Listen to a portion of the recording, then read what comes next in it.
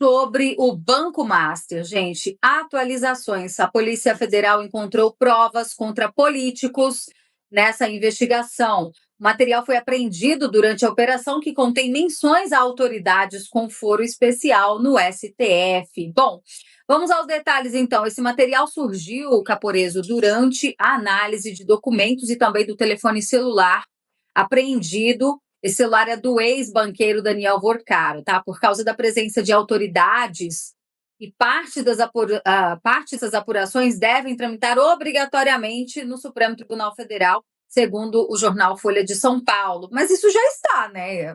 Interessante, né? Mais motivo para manter lá.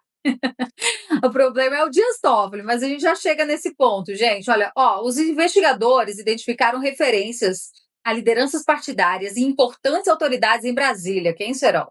Segundo relatos feitos sob anonimato, esses achados não possuem relação direta com a fraude das carteiras de crédito consignado.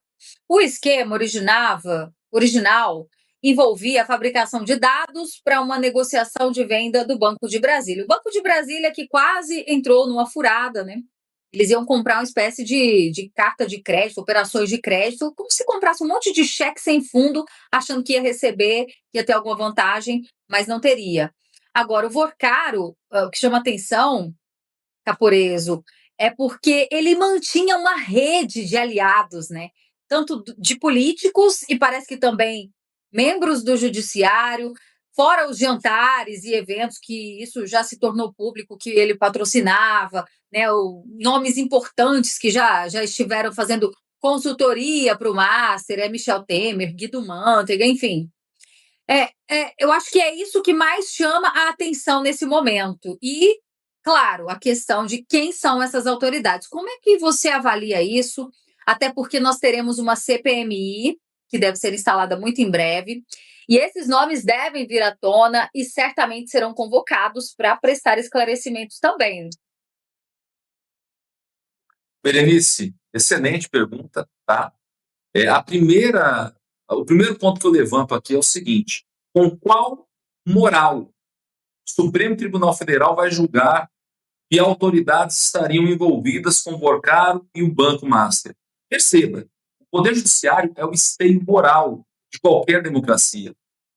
Ele é regido por regras rígidas, que existem justamente para manter a imparcialidade do juiz. Nós sabemos que, na prática, sempre existirão exceções em qualquer local do mundo, mas quando você age ao atropelo de valores da lei, então toda a democracia ela entra em descrédito. Nós chegamos em um ponto em que o poder judiciário, em sua magna corte, né, no pretório excelso, que é o Supremo Tribunal Federal, está hoje com um nível de comprometimento totalmente calamitoso.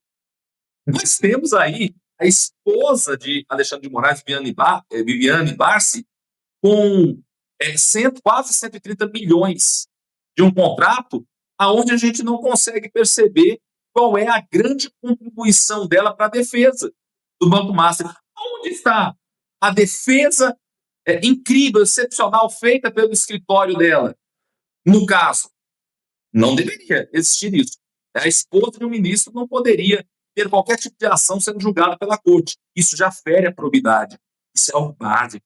Isso é algo elementar. Agora, a partir do momento que a gente vai falar para o Dias Toffoli, que seria uma parte diretamente envolvida com o Vorcaro e que está fazendo sigilos absurdos em relação a todo esse processo, nós chegamos de um ponto onde só existe um caminho a se seguir, que é uma reformulação do Supremo Tribunal Federal.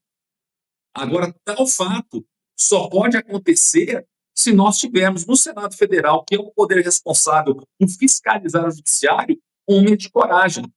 Eu sei que no mundo ideal, esses ministros envolvidos com o Banco Master deveriam sair do Supremo direto para a cadeia. Tá? É isso. É direto para a cadeia, era xerindró.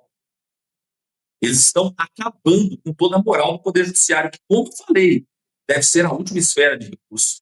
O Judiciário precisa ter o esteio moral da nação. E é evidente que hoje eles só são vistos como porcos chafurdando na lama dos outros políticos corruptos, né?